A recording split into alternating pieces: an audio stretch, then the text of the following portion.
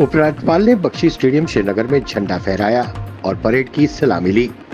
इस दौरान अपने संबोधन में उन्होंने कहा कि पाकिस्तान विदेशी आतंकवादियों को जम्मू कश्मीर में भेज रहा है। उन्होंने कहा कि पिछले कई वर्षों में आतंकी गतिविधियों में उल्लेखनीय गिरावट आई है। उन्होंने कहा किसी भी आतंकी संगठन का कोई भी टॉप कमांडर नहीं बचा है। हमले और पत्थरबाजी इतिहास के पन्नों में सिमट कर रह गए हैं।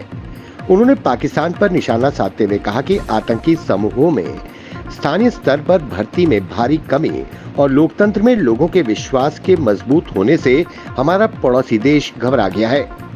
जो देश अपने नागरिकों को 2 वक्त की रोटी नहीं दे पा रहा, वही पाकिस्तान आज यहाँ शांति भंग करने के लिए विदेशी आतंकियों को भेज रहा है।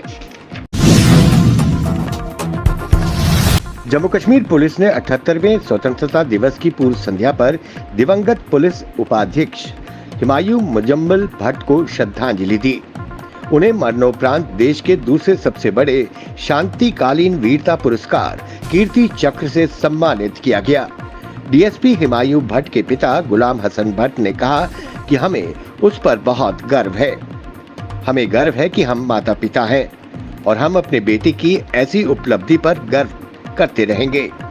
कश्मीर जोन पुलिस ने एक्स पर अपने पोस्ट में लिखा कि जम्मू कश्मीर पुलिस के डीएसपी हुमायूं मुजम्मिल भट्ट को श्रद्धांजलि अर्पित करते हैं, जिन्हें उनकी असाधारण बहादुरी और बलिदान के लिए मरणोपरांत कीर्ति चक्र से सम्मानित किया गया है।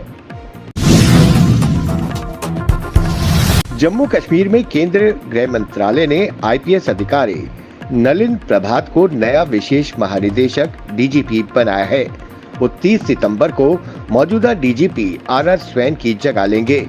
ये आदेश ऐसे समय पर आया है जब जम्मू कश्मीर में विधानसभा चुनाव करीब है और आतंकी घटनाओं में बढ़ोतरी देखी गई है। 55 वर्षीय नलिन प्रभात आंध्र प्रदेश कैडर 1952 के आईपीएस ऑफिसर हैं। इन्हें 3 बार पुलिस वीरता पदक से सम्मानित किया जा चुका है। पश्चिम बंगाल के राज्यपाल सीवी आनंद बोस ने आरजीकर मेडिकल कॉलेज और अस्पताल का दौरा किया। यहां उन्होंने अज्ञात बदमाशों की ओर से तोड़फोड़ किए जाने के बाद स्थिति का जायजा लिया। राज्यपाल ने इमरजेंसी विभाग का भी निरीक्षण किया, जहां बुधवार रात तोड़फोड़ की घटना हुई थी। राज्यपाल ने कहा कि बुधवार को हुई तोड़फोड़ की घटना सभ्य समाज के लिए शर्म की बात है।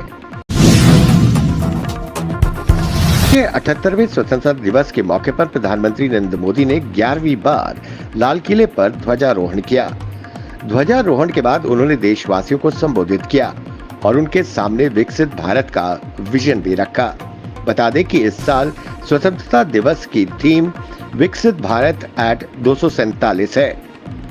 अपने संबोधन में उन्होंने यूनिफॉर्म सिविल कोड, बांग्लादेश में जारी हिंसा, देश की बेटियों और 1 लाख गैर राजनीतिक युवाओं के मुद्दों पर बात की। उन्होंने देश की न्याय व्यवस्था पर भी बात की और कहा कि ये विलंब हो रहा है, जो कि चिंताजनक है।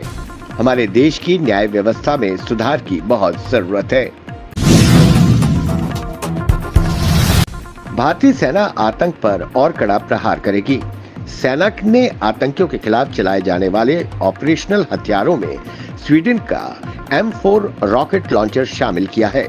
ये रॉकेट मौजूदा समय में इस्तेमाल होने वाले M3 रॉकेट लॉन्चर की तुलना में उठाने, मारक क्षमता और रात के समय भी सटीक निशाना लगाने में बेहतर है। सेना की तरफ से LOC के पास इसका इस्तेमाल शुरू कर दिया गया है। M4 रॉकेट लॉन्चर की मारक क्षमता 1500 मीटर तक है।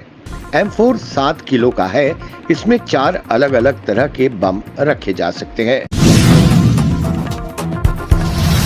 जिला रामबन के बनिहाल के government model higher secondary school boys Banihal में 78वें स्वतंत्रता दिवस को बड़ी धूमधाम और देशभक्ति से मनाया गया।